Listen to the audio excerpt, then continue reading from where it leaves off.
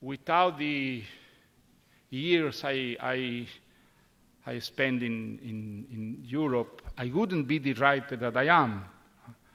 I would be a writer, probably, but a very different kind of writer. I have learned a lot, not only about literature, but also about myself. In my European years, Europe has been a great help to discover the kind of writer that I wanted to be, the methodology for writing that I have been using. And I think living abroad has given me a much larger horizon to see the world, to understand human relations, and also to understand my own country. I think the distance has given me a perspective that I wouldn't have had if I would have stayed in Peru. I am also very grateful to Europe, and particularly to France, because in France I discovered that I was a Latin American. This may seem to you a joke, but it's not a joke at all. When I went to France in the late 50s, I had no idea of Latin America.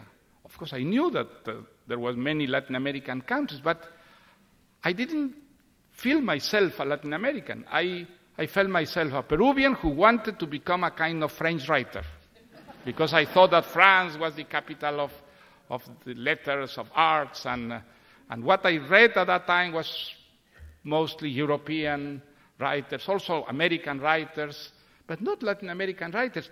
I didn't even know that there were important Latin American writers. And it was in Paris, at the same time that the French were discovering Latin American literature and translating Borges, Octavio Paz, Cortázar, Carpentier, later on Garcia Marquez, that I discovered that in Latin America there was a very, very rich, very original literature, and also that Latin America was a community from which I was also a part. And I felt this something that enriched my life very, very much, and also my idea of literature. And so I'm not exaggerating when I say that I became really a Latin American writer in France. I remember that in the 60s, a very good a French literary magazine, Les Lettres Nouvelles, consecrated an issue to Latin America. And Octavio Paz wrote the preface, and the preface was very, very interesting. The title of his essay was Paris, capital of the Latin American literature, in which he said how many writers, like was my case, had discovered Latin America from the perspective of Paris. Because in their own countries, because of the lack of communication, the lack of the Balkanization of Latin America, didn't have this idea of community, and they discovered this only from the perspective of Europe. No? It says, when your character Ricardo gets to Paris, he is faced with the choice of joining the revolution and returning to Latin America, or remaining in Paris. Did you yourself face such a choice, and was your decision as easy to make as his? Well, yes, I share this enthusiasm for the political utopia. It was the air that you breathed in those years, and particularly in Paris. The Cuban Revolution, the transformation of Latin America through these heroic efforts of these small, committed, heroic groups of guerrilla fighters. Yeah, this was something that it was practically impossible not to be seduced. And so I was for a few years a very enthusiastic supporter, no, of these ideas. Then, little by little, I discovered that the myth and the utopia were very far away from the real world.